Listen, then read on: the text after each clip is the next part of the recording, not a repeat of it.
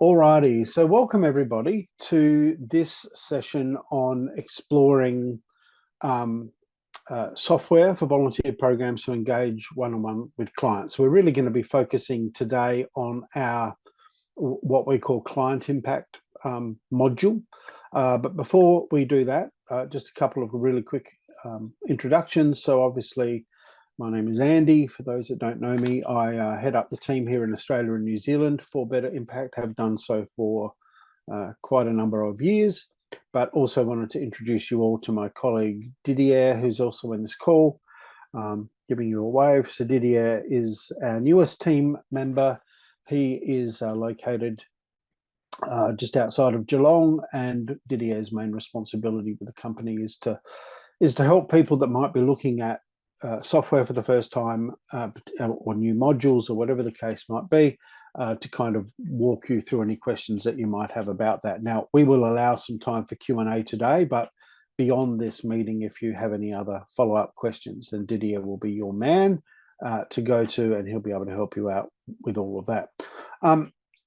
So I'll just start. I think everyone's on mute anyway, which is great. I'll just ask you to keep yourself on mute. That would be awesome. If you have any burning questions on the way through, feel free to unmute yourself and throw them in there, but we will have a designated time at the end. But also Didier is going to be looking after the chat room. So also feel free to throw some questions into chat, and he might be able to answer them on the fly for you as well. So we're going to look at some common issues that face programs that match volunteers and clients. We're just going to ask a couple of quick questions to help us all get in the right frame of mind around that. Look at why the right software tools matter. I'm then going to give you, we're actually going to dive into client impact and show you how that works and how client impact integrates with volunteer impact. The two products are designed to very specifically work together. So client impact is the one module that we have that cannot be a standalone. We have member and donor impact, which are complete standalones, but client impact is designed to work hand in hand with volunteers because obviously we're wanting to match the two. And then we'll finish off by sharing a few resources and a few other bits and pieces.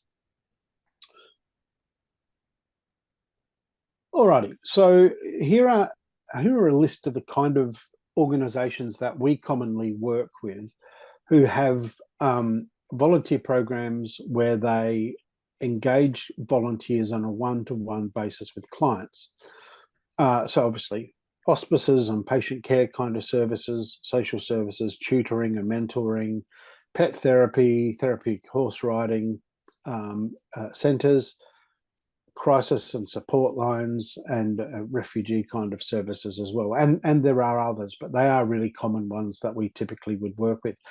I think one of the things I like to really highlight at this point when it comes to people thinking about and considering our client impact module is the number one-to-one there, because it is very much designed so that when we have volunteers and we match them with a client, we are matching them with an individual client. Client impact does not allow you to link a volunteer with, say, a group of volunteers. So it is very much about one-on-one engagement.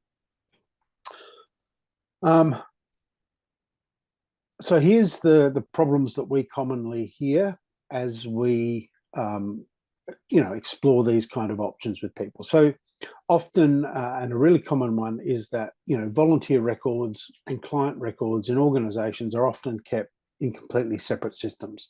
So often we might have, a really good, someone might have a nice client management system, but their volunteers are being managed in Excel, or it could be that there's two completely separate electronic systems and the two don't have the ability to talk together. So that's one of the really common things that we hear. Increasingly, people are looking for online solutions so that they can be more assured that the data that they are collecting with personal information is secure and safe and sound and robust. And we're going to talk a little bit more about that in just a moment. Ultimately, we just find people just are having to do way too much data entry, and that is then leading them to not have enough time to be engaging with their volunteers and their clients in more meaningful ways. And often budgetary constraints pop into the issue as well.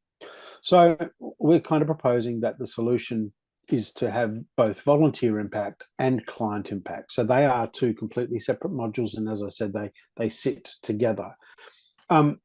One of the things that I just want to highlight on this particular slide are those two little black shield icons, because what they represent is the fact that we have ISO 27001 and 27017 certification. So that is it is the highest level of certification, ISO certification, that you can have for the collation and hosting of data, other than if you are capturing credit card details. There is one level that's higher if you're capturing financial details about people, but this is the highest that you can have where you're not needing to do that. It is a universal and international accreditation, and it's something that we have worked hard not just to get, but that we have to continue to work hard to be maintaining year after year. So from that previous slide where people are often moving to solutions like this now, because of that, we can give you a lot of assurance that your data is as safe as it possibly can be. All right, so just to pose a few questions with you, and I might, if you don't mind, I might just get you to jump into the chat room, and you can respond with the appropriate number to this question, just so we get a sense of what issues might be facing you. So, which problem resonated most with you from the previous slide? So, the issues that you may have, would it be around managing data in multiple solutions? Might it be about the whole security piece? Might it be too much data entry, not enough time to lead your volunteer team? Or is it more around budgetary constraints? So feel free to just jump into chat and type one or two of the numbers that resonate with you all. So Crystal's saying 1 and 2, so managing data in multiple systems and unsecure methods. What about the rest of you? Don't be shy. So 1, 3, and 5. So too much data entry, tight budget. Mostly 1 for Kate. Yeah. So these are really just really common things that we hear all of the time. So thank you for answering that. Just a couple of others. We're always interested to understand how you might be managing your volunteers currently. So would that be spreadsheets or a volunteer management system or other? So again, if you want to just pop that in. So 1, spreadsheets, a volunteer management system. Crystal, I know what you are using. You're using Better Impact already. Davina, 3. Okay, cool. So a little bit of a mixture of everything there. What about your client records? Again, is it a spreadsheet, a client management system, or something other? So Basilica's still on spreadsheets. Crystal's using a CRM. Kate is other. So again, quite a mix. Just one last question. So in your opinion, what's most at risk if a change might not occur sooner rather than later for you and your organization? So could there be, volunteer turnover or disengagement, or client turnover and disengagement? Might it mean that staff turnover and disengage because the tools that they have are not adequate? Could it be that you're wasting money and resources? It could be that potentially the organization's getting a hit in terms of its reputation, or is it something else? 4 and 5, so wasted money and damage to organization. 1 and 4, 5, 6. Divina, sustainability, 1 and 5. Awesome. So again, quite a mix. So it's the reason we ask these questions is it really is important to kind of think about the broader picture rather than simply what does the solution look like. And just picking up this one around staff turnover, we've got some interesting stats around the importance of engaging good technology with your staff and your team. So essentially, one of the stats that we've found is that more than half of all employers are unhappy at work simply because of the software tools that they've got access to and they're able to use. So again, if people are using antiquated systems or they're still on Excel spreadsheets and those kind of things, it can become very laborious and very time consuming and very dissatisfying. Again, another quick little stat, about 1 in every 8 employees has actually quit a job because of mismatched software. So again, we can start to see some patterns with some of these things as well.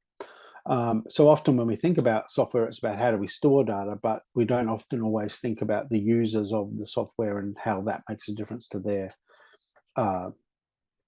their time at work. All right, so let's jump in and let's show you around. So I'm going to stop this share. Give me 1 second here. So thumbs up, Didier, if you can see the database. Yeah. Awesome. Here we go. All right. So the database screen that we're looking at here, for those who are in any way familiar with our software, would be familiar with this view. But the first thing to notice here is that this particular demo account that I am in actually contains all of our various modules. So in addition to our volunteer module, it also contains our client impact account here. Now, we also have member and donor in here. We're going to ignore those for the purpose of today. But I just want to kind of highlight that point about how we can have everything in the one system.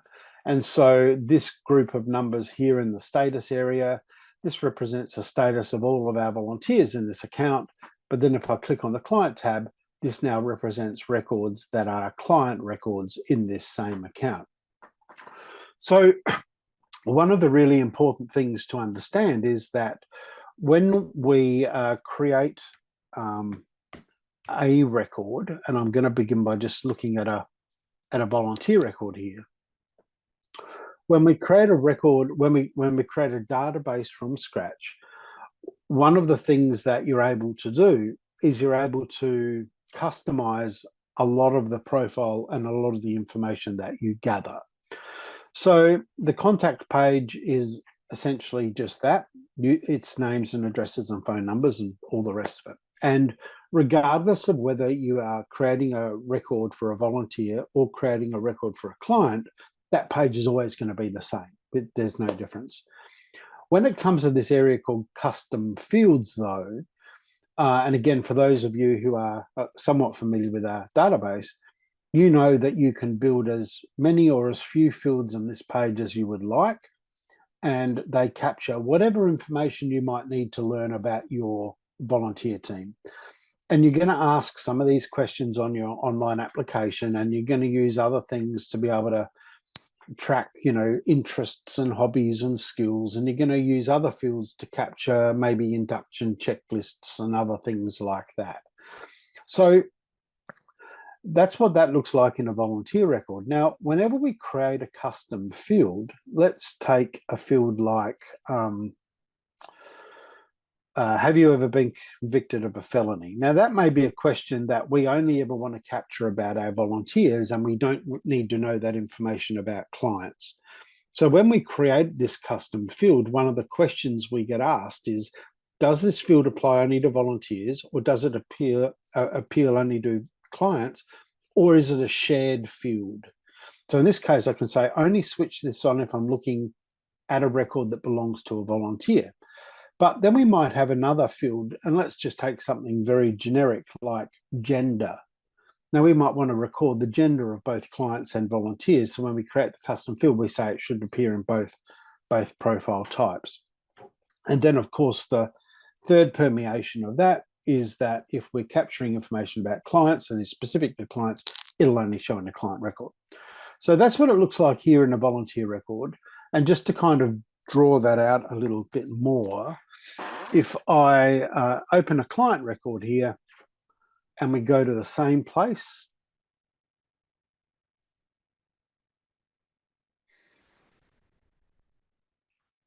we are going to see a different set of information largely, but some of those could be shared. So it's just to kind of highlight the fact that you, regardless of where you're, depending on where you're looking, is going to show you just the information you need about that profile type.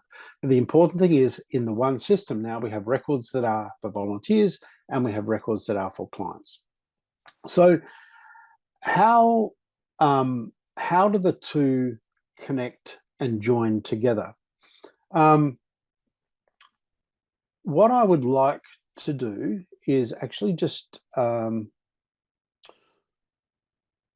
jump back to my other screen. Sorry about this, I jumped ahead, but I'm just going to go back to there because there was a little diagram I want to show that I think helps to illustrate this a little more. So did he, can you see my PowerPoint again now? Great, excellent. So this is just a very simplistic little diagram that I've put together that I think conceptualizes how the two work together. So where an organization has only volunteer impact, then what we have in the system represented by the heart are records that relate to volunteers, full stop. And what we need volunteers to do is stuff for us. We need them to do jobs. So we create those jobs in our software and we call them activities. And then what we do is we associate a volunteer or volunteers with that activity. So John is the bus driver, he drives the bus. So we know that that job is being done by John. Now, importantly, when John logs hours for his bus driving, we now have a record of the hours that have been contributed to the organization, but also the hours that have been contributed to John. So far, pretty straightforward. In a client impact environment where we have both volunteer records and now we have client records, there are a few different ways that these records can become interconnected. One of the ways is that we can simply create a link that says Kate and Andy, the client and the volunteer, they have a connection.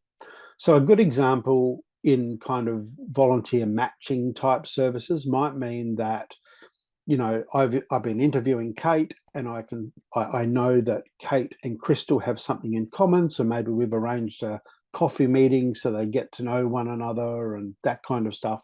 So we can just make a record that these people are connected. They know one another, they're a good match, they're a good link. And then if we need them to do something more formal, we can always refer back to that link. One of the little asides when we make this link, and I'll show you what this looks like in a volunteer record a bit later, but one of the things that you are able to do is leave notes for your volunteer about the client that they are matched with. Now, we're not giving them access to the record that we just looked at a second ago. They are only going to see any notes that you have left that are related to the kind of thing that they're going to be doing with one another. So please make sure that you enter through Kate's front door because she has a Rottweiler in the backyard. You know, that kind of information that might be relevant.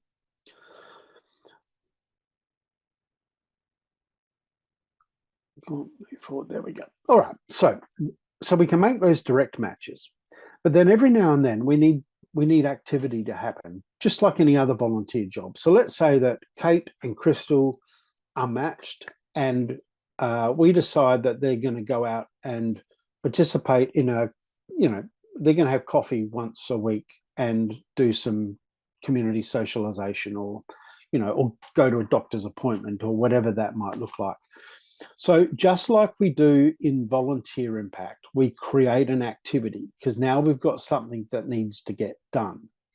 But the big difference here is that not only do we attach the volunteer to the activity, we can now attach a client to the same activity. And so now we know which volunteer is going to visit and have coffee with Kate, but we know that Kate is the client that's going to be a recipient of that service. And this is just a little aside note. I've been talking about this direct match, but you can actually have people do the same activity without that match being made as well, if that's something that's important to you.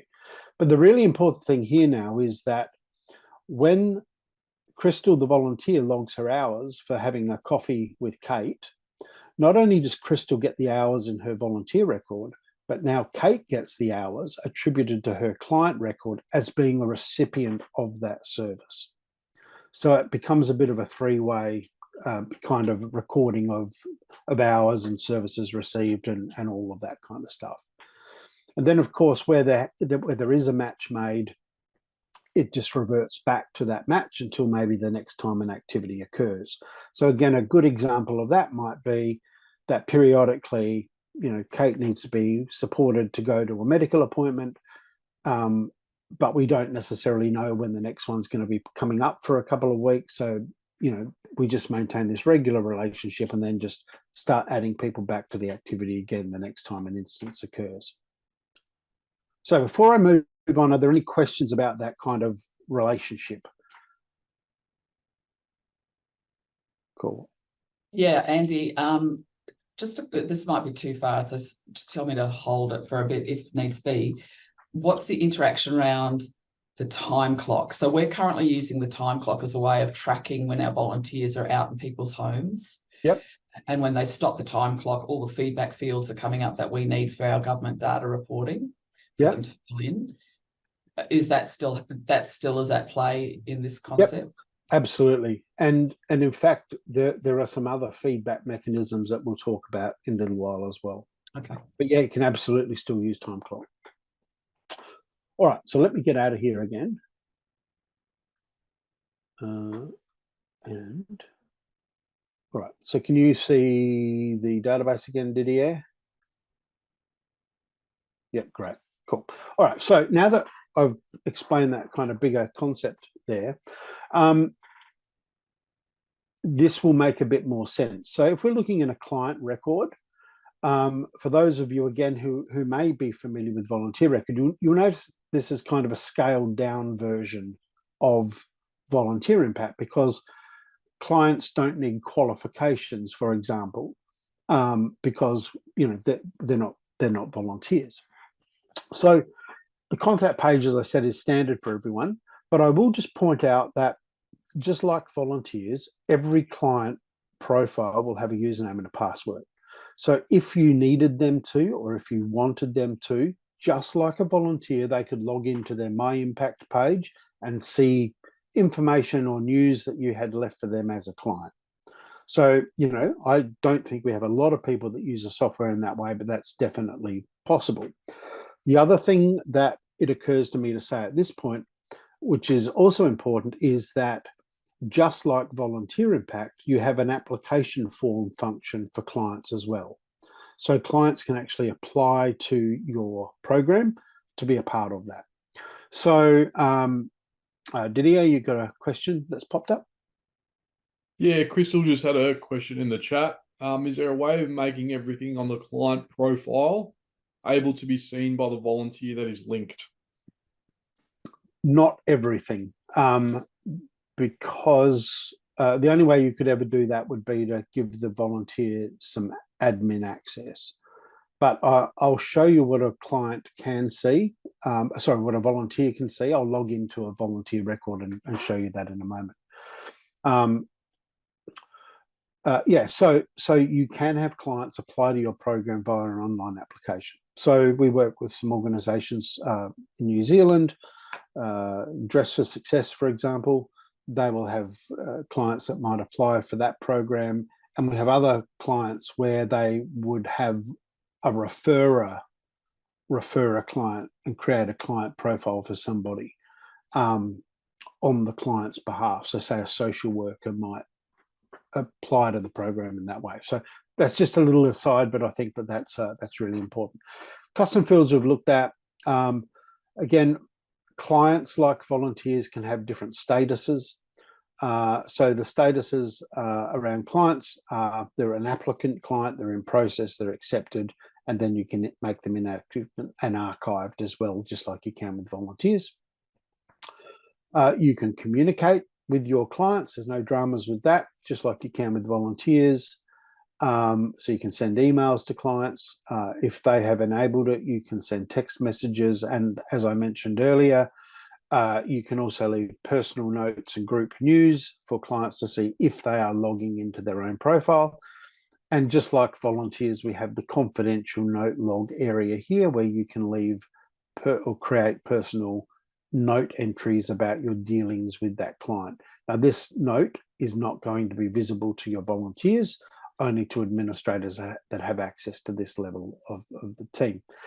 The other thing just around limited administrators, while I think of it, is that because you have both volunteer and client records in the one system, again, sorry to keep picking on you, Kate and Crystal, but let's say Kate's the volunteer manager and Crystal's the client manager. You could actually have both of you have access to the system, but Kate only gets to see the volunteer records and Crystal only gets to see the client records. So you can even split administrator access in that way as well. So the communication stuff is all pretty the same as with the volunteers. I'll come back and talk about the reports tab in a moment, but we have in here inside of a client record a connections tab. So in here we see some things that we don't see in a regular volunteer record. So this is the notes for the volunteer section. So again, this is where we would leave notes that are relevant to the role that the volunteer is undertaking with the client. And again, I'll show you where that shows up in the volunteer record in a little while. We can very quickly see the volunteers who are associated, that direct line between the volunteer and the client. So in this case, Jim has previously worked with her. His record is now archived, but we have a historic record of that. And we can see that Victor and Peter are current volunteers, although Peter hasn't given any hours, but Victor's done a few hours with Chrissy, our client here. And then we can even get a bit of a summary here on the kind of roles that they've performed with the client. So these are the activities that we were looking at in that other slide. We can see a summary of hours and feedback. So again, remember my little basic graphs. When hours are logged by the volunteer, Chrissy then becomes a recipient of those hours. So we can very quickly see here a summary of hours. So there was a pets therapy visit occurred back on the 18th of, so last week. There was 2 hours given. Victor was the volunteer. So those are now showing as a part of Chrissy's record. But Crystal, you asked the question about feedback fields. And so when it comes to client records,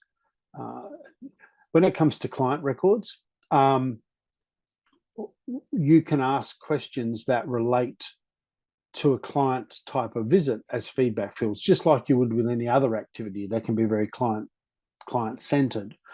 So things like, recording travel time and mileage as a part of the service, or the satisfaction of the volunteer, or it could be a text box that asks volunteers to report any anomalies they might have noticed with the client's condition on the visit. The person seemed really disoriented today, and that might then be a prompt for somebody to, follow up professionally with some of that stuff. So you actually have access to that kind of information as well. And then we have this other thing called encounters. So I mentioned that in addition to feedback, which just like with regular volunteer records, reporting, feedback fields, just for those on the call that are not familiar with feedback fields, the way that feedback fields work is they get created by you and they get attached to the jobs that your volunteers do. So when a volunteer logs off at the end of the shift, if they've been driving, for example, some questions might pop up to say, how many kilometers did you travel? How many passengers did you transport? Did you notice any mechanical issues with the bus? They're doing other kinds of roles. Those feedback fields might be quite different. So feedback fields are always associated with an activity and the completion of an activity.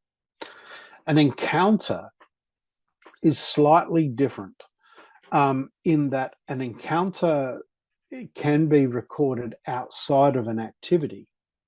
So the way that I kind of help people to understand the difference is that often in client matching situations. We match a client with a volunteer, not only because they have things in common, but often because they live in the same area.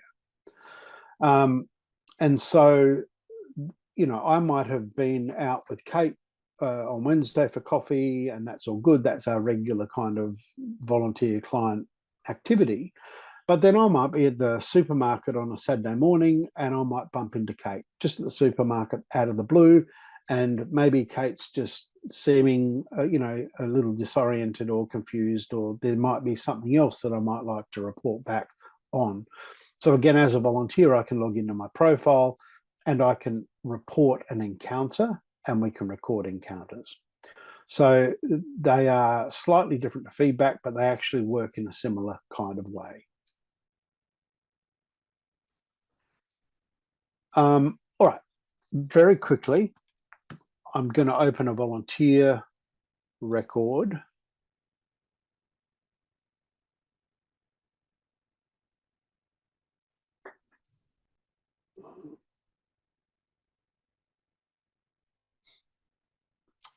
So volunteer record, again, for those who are familiar with this, we won't go deeply into this, but here's our custom fields and our qualifications and other things. The big difference with having clients or client impact connected is there's an additional button called connections. And so in here, just like we could do from the client side of things, we can very much see that Victor is associated with 4 different clients in this organization. And, you know, we can then, you know, do a bunch of things, but immediately we can kind of get a summary of what clients are doing things with each volunteer. So outside of that, the other couple of things I can show you, one is around just to kind of help you to understand how we connect people to activities. So when we create an activity in the software, again, because we have client impact associated with this, we can tell the software what the activity is all about and when it happens and who can see it. So all the same things that we can do in volunteer impact, but there's an additional tab here to say, well, the client that is associated with this activity is Chrissy. So that's how we make the attachment between the activity and the client and the volunteer.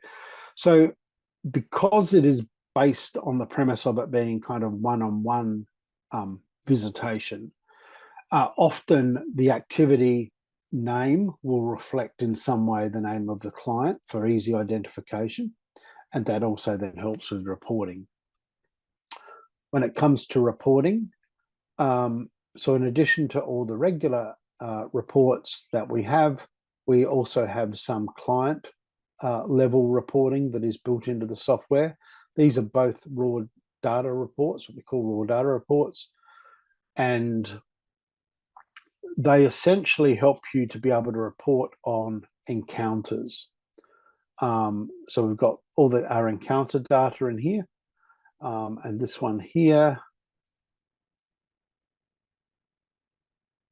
is more around the clients and associated raw data. So linking which clients are meeting with which volunteers and so forth. And under people, there should be a client section here where we can add new clients. And sorry, that's what I was looking for, the connections area down here. So the connections area very quickly will show you a list of volunteers and the clients they are associated with, and vice versa. So here we see our volunteers and their clients. And here we're looking at clients and their volunteers. So 6 of one, half a dozen of the other. But again, gives you a nice little summary. And again, down here, we can look at client encounters in a separate report. So there's some reporting built directly in there to help us to kind of track how all of that is looking.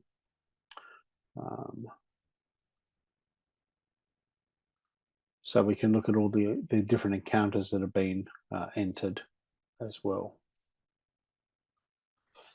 The other thing that it's worth noting is that when we go to communicate with people, or we just want to generate lists or whatever it might be that we need to do, our search box, because we have not just volunteers but also clients in here, allows us to search only by client record and eliminate volunteers from all of our searching as well, or include both volunteers and clients. So here we can see 17 clients, and so immediately again we could send a mass email out to these people using an email template, just like we can with volunteers. So there's all that kind of functionality. And in the news section, this is the area that I was talking about, where you could have clients log into their profile and then they can see, some group news about what's happening in terms of relationships with clients across the organization. So any questions about any of that?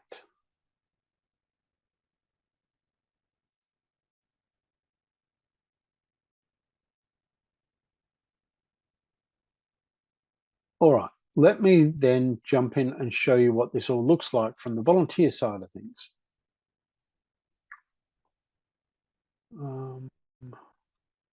So myimpactpage.com is where a volunteer would log in, and they can do that via the desktop version that we're doing here, or we have our My Impact app that volunteers can use.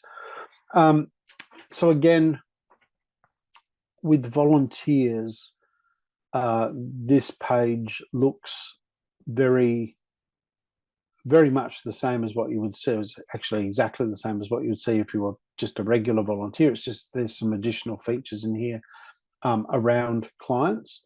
So again, volunteers can sign up for activities, and those activities can relate to clients if need be.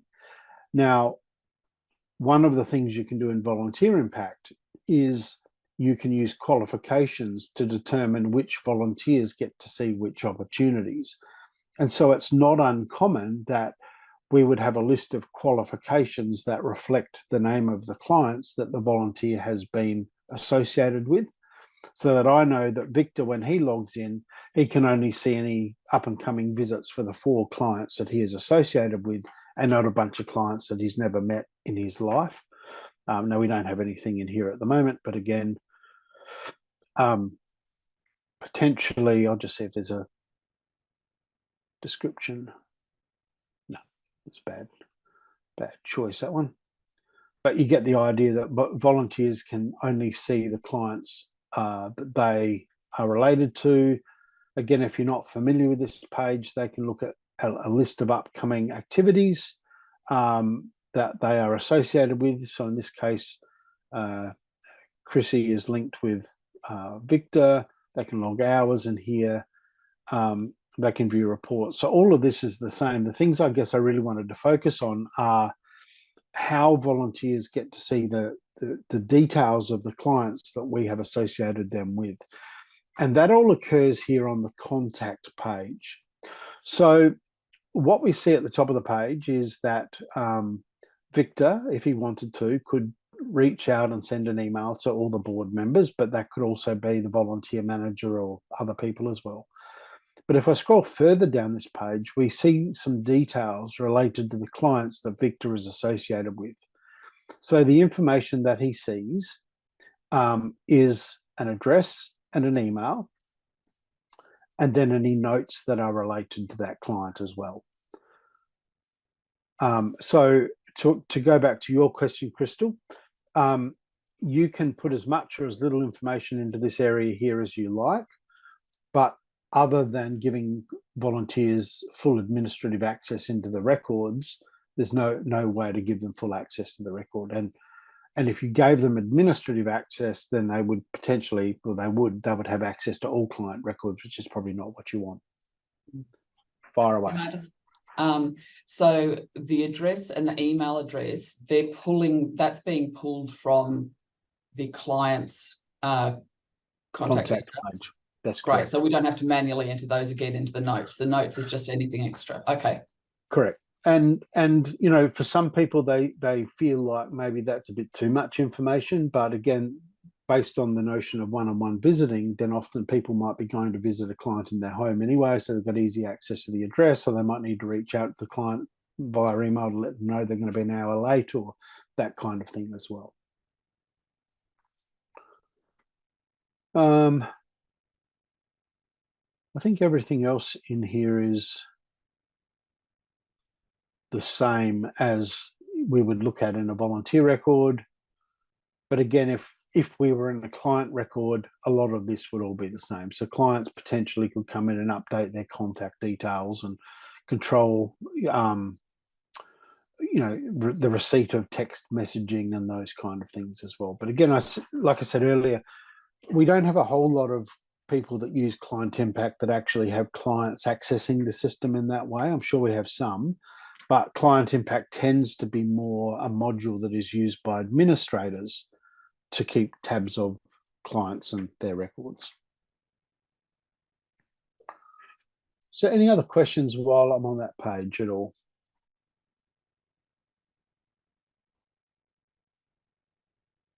No? All good. All right, let me just try and go back to my slide here.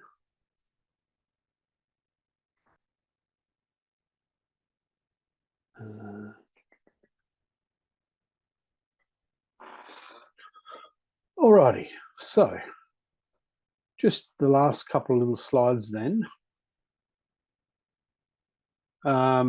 Just a slide here to let you know we do things really well, and you are obviously in good hands if you choose to come along on the Better Impact ride. And just to kind of let you know what might come next. Obviously today is a fairly high level overview, just to kind of tick off, yep, it's got some legs. I think we can follow this through a little more and ask some more questions. Or, it might be that, what I've said has already kind of eliminated us from the race, and that's fine as well. What we want to make sure is that at the end of the day, when you make a decision about your client impact needs or your client record needs, that it's the right decision for you, and that you're not buying into something that's not going to do what you do. So please feel free to ask lots of questions after this is all over as well. So we'll definitely be sending you a copy of the recording so you can share with your colleagues or have another look at it. We will send you some details about more comprehensive online links to our full demonstrations of both client impact and volunteer impact. And again, you'll be able to share that with your colleagues. For those who are on today's call that might not be overly familiar with the whole volunteer side of things, I would definitely recommend you have a good look at that as well, so you understand all the benefits of volunteer impact can come.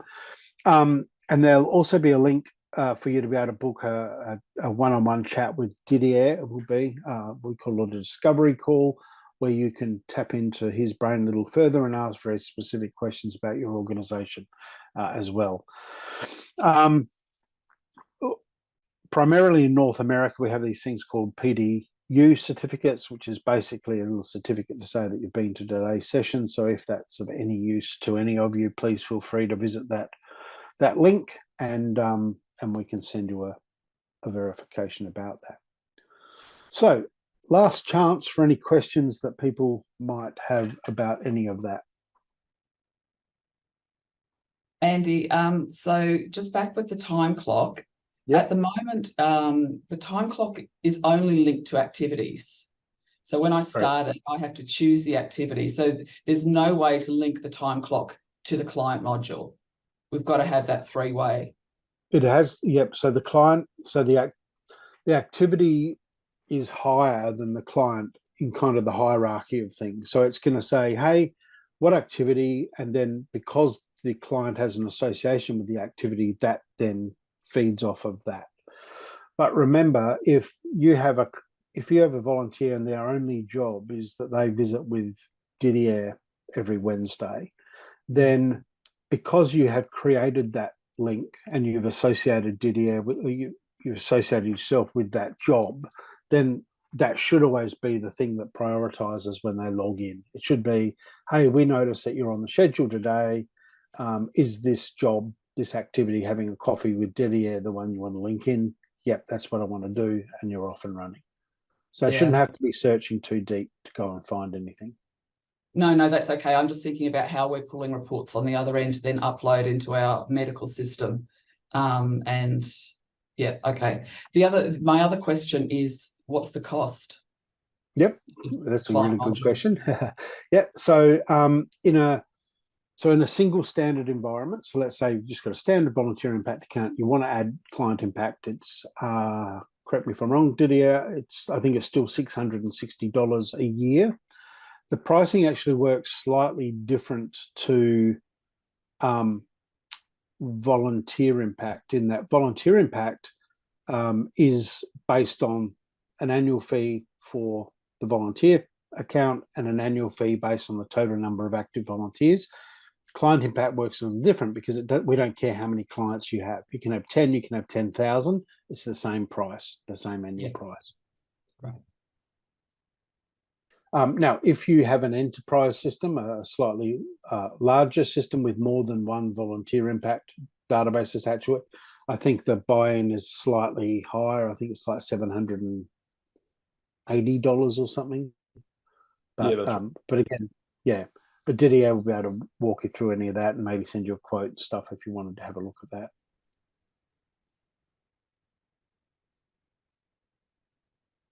Any other questions, folks?